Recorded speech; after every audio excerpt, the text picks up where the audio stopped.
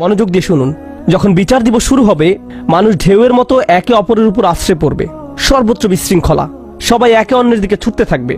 ফায়াতুনা আদম, তারা কোনো একভাবে আদম আলাইহিস সালামের দেখা পাবে, তারা তার কাছে ছুটে আসবে। ফায়াকুলুনা ইশফা আলানা ইলা রব্বিক, সমগ্র মানব জাতি আদম আলাইহিস সালামের কাছে ছুটে আসবে এবং বলবে, আপনি কি দয়া করে আমাদের পক্ষ থেকে আল্লাহর সাথে কথা বলতে পারবেন? আমরা আল্লাহর ভয়ে ভীত। আপনি তো প্রথম মানুষ, আপনি তো সেই ব্যক্তি যাকে আল্লাহ ফেরেশতাদের সিজদা দিয়ে সম্মানিত করেছেন, আপনাকেই তো পছন্দ করা হয়েছে, আমরা সবাই আপনার সন্তান, আপনি আমাদের পিতা, তাই দয়া করে আমাদের জন্য আল্লাহর সাথে কথা বলুন, আমরা খুবই ভীত। এরপর তিনি বলবেন, ফায়াকুলু লাস্তু লাহা, তিনি বলবেন, আমি এর যোগ্য নই, আমি পারবো না। ফায়াকুলু লাস্তু লাহা ওয়ালাকিন আলাইকুম বিইব্রাহিম, তোমরা কেন ইব্রাহিমের সাথে কথা বলছো না? তোমাদের উচিত ইব্রাহিমের সাথে কথা বলা। অতএব মানব জাতি এখন কার খোঁজ করছে? ইব্রাহিম আলাইহিস সালাম। ফাইন্নাহু খলিলুর রহমান, তার কাছে যাও, কারণ তিনি রহমানের খুবই কাছের বন্ধু। ওয়াত্তাখাযাল্লাহু ইব্রাহিমা খলিলা, কোরআনে এসেছে আল্লাহ ইব্রাহিমকে তার বন্ধুরূপে গ্রহণ করেছেন। তাই ইব্রাহিমের কাছে যাও, তিনি তোমাদের সাহায্য করতে পারবেন। তারা ইব্রাহিমের কাছে যাবেন।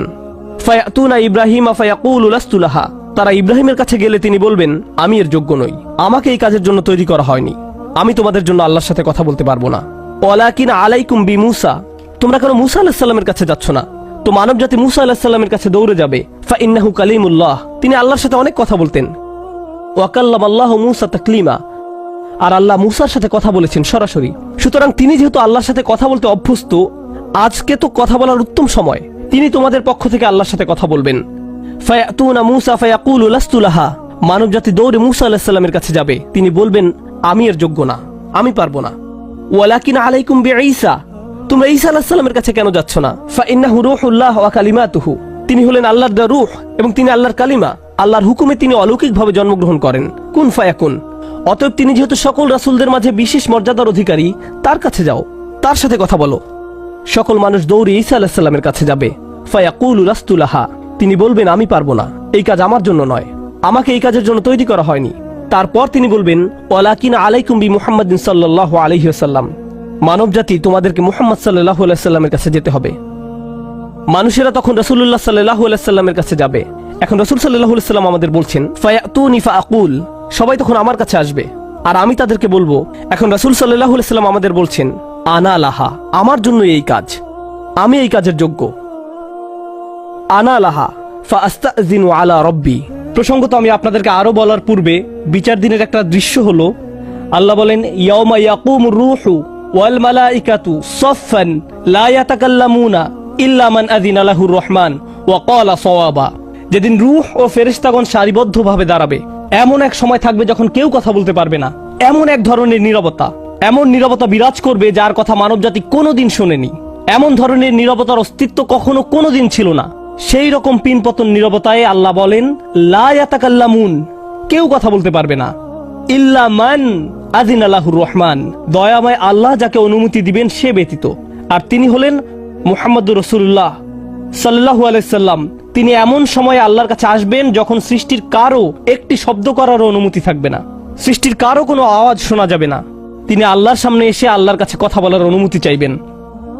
ফায়ুযানু লি, তিনি বলেন, আমাকে কথা বলার অনুমতি দেওয়া হবে। ওয়ায়ুলহিমুনি মাহামিদা আহমাদাহু বিহা লা ইয়াহদুরুনিল আন, সেই দিন আল্লাহ আমাকে স্পেশাল একটি দোয়ার মাধ্যমে তার প্রশংসা, তার কৃতজ্ঞতা করা শেখাবেন, যেটি বিচার দিবসে আমাকে দেওয়া হবে, যা এর পূর্বে কাউকে দেওয়া হয়নি, কোনো সৃষ্টিকে দেওয়া হয়নি। এক স্পেশাল ওয়াহি রাসূলুল্লাহ সাল্লাল্লাহু আলাইহি সাল্লামকে দেওয়া হবে বিচার দিবসে, যা কোনো সৃষ্টিকে দেওয়া হয়নি। আর তিনি সেই দিন সে স্পেশাল উপায়ে আল্লাহর প্রশংসা করবেন, লা ইয়াহদুরুনিল আন, আর সেই ওহী এখনো আমার কাছে আসেনি, সেই দোয়া এখনো আমি জানি না। ফা আহমাদাহু বিতিলকাল মাহামিদ, তারপর আমি আল্লাহর দেওয়া সেই স্পেশাল বাক্যগুলোর মাধ্যমে আল্লাহর প্রশংসা করব। ওয়া আখিরু লাহু সাজিদান, আমি সেই বাক্যগুলো উচ্চারণ করার পর আল্লাহর সমীপে সিজদায় অবনত হব। কিয়ামতের দিনে দৃশ্যপটে রাসূলুল্লাহ সাল্লাল্লাহু আলাইহি সাল্লাম এমন জায়গায় থাকবেন, এই অবস্থাকে বলা হয় মাকাম মাহমুদা, একটা স্টেশন, অথবা বলতে পারেন এমন একটা স্টেজ যা প্রশংসিত, আর মানবজাতি সেটা প্রত্যক্ষ করবে। আমরা সবাই এটা দেখতে পাবো, আমরা সবাই তখন নিশ্চুপ থাকবো, আর তিনি সিজদায় পড়ে যাবেন। তিনি যখন সিজদায় পড়ে যাবেন তখন আল্লাহ আযজা ওয়া জাল্লা তার সাথে কথা বলবেন। এতক্ষণ তিনি আল্লাহর সাথে কথা বলছিলেন, এখন আল্লাহ আযজা ওয়া জাল্লা তার সাথে কথা বলবেন। তিনি কি বলবেন? ইয়া মুহাম্মদ ইরফা রাসাকা, তিনি বলবেন, মুহাম্মদ তোমার মাথা উত্তোলন করো। ওয়াকুল বলো, ইউসমা আলাকা তোমার কথা শোনা হবে। শুধু যে আল্লাহ তার কথা শুনবেন তা নয়, বরং বিচার দিনে উপস্থিত সবাই তার কথা শুনতে পাবে। ইউসমা আলাক, তারপর আল্লাহ বলেন, ওয়াসাল তুতা চাও তোমাকে দেওয়া হবে, তুমি যা চাও দেওয়া হবে।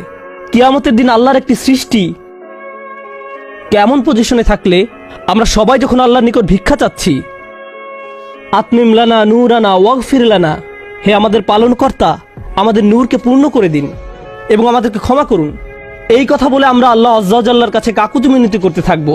আর এখানে আল্লাহ তার এই সৃষ্টিকে বলছেন, তুমি চাও, তুমি যা চাও আমি দিব। সাল তুতা, এই হলো আমাদের রাসূল সাল্লাল্লাহু আলাইহি সাল্লাম।